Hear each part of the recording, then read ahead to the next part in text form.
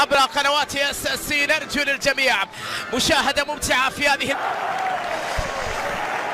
كل التحايا لكم سيداتي وسادتي. يرون اليوم بيتر شتيغن في حراسة المرمى، في الدفاع كون المباراة الكبيرة في الكلاسيكو على ملعب كامب نو. يلعب في وسط الميدان العميد الونسو، بالدي، اراوخو، سيرجي روبرتو، فرانكي سيب. العميد في الكلاسيكو بوسكيتس. جناح ايمن هذا المساء رافينيا.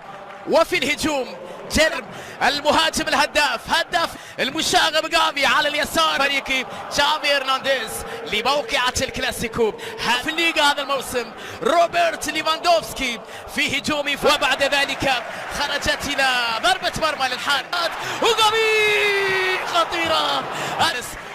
تير شتيغن. أي بداية هذه، الدفاع يتدخل يبحث عن الحلول الخطيرة للبارسا. خرجت الكرة ومطالبة بشيء في رواه. تمويه وتسديدة يا الله، لكنها صادمت في ميليتاو ولمسة وتسديدة وكرة مش ممكن. الفرصة يا بارسا، اللقطة كانت قرار. يا إلهي، وعرضية خطيرة وكرة يا إلهي. اراوخو في اللحظة الأخيرة يا الله، خطيرة لكنها بيد كورتوا. حلوة واحد، كرة عرضية الفراس بالقدم اليسرى، كرة عرضية خطيرة لك حصول، كرة عرضية خطيرة خطيرة لرودريغو. الفرصة حلوة، التمريرة جودت يا الله، هي خطيرة لبنزيما. الطاير حمادي بكرة وتمريرة، لكن يلعب الكرة خطيرة باتجاه خطيرة لغافي بكرة عرضية وكرة وفرصة.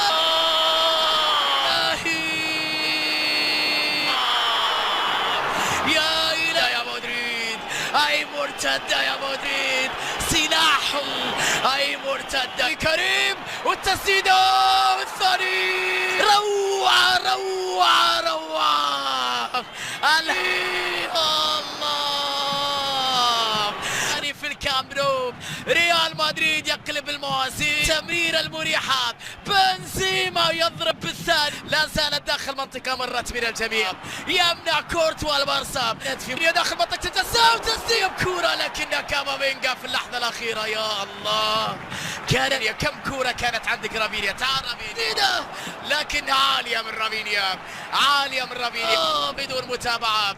لا أحد هنا. العرضية والراسية خطيرة، لا زالت. أوه يا اراوخو، لكن العبرة في النهايات. مش ممكن يا اراوخو، لقطة ولا أروع، ولا أروع من جانب يا اراوخو. صافرة وركلة جزاء. نعم، فيني يبحث عن الحلول، يحافظ على الكرة. مدريد يا له من سيناريو. ركلة جزاء لريال. تير شتيغن، بنزيما، الثالث يا مدريد، الثالث يا مدريد. نعم، بنزيما من عنايد. سبحان مغير الاحوال. يمين خطيره بكره عرضيه، وين ليفاندوفسكي؟ وين الراس؟ ولكن الدفاع بعد ان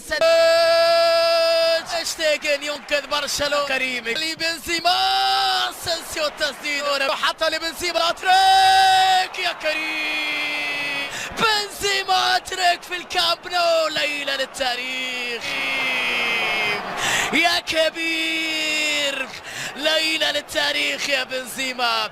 4 مدريد، هاتريك لبنزيما، بنزع فيها هاتريك في مباراة بلد الوليد. بنزيما وليالي رمضان اللي يمتع فيها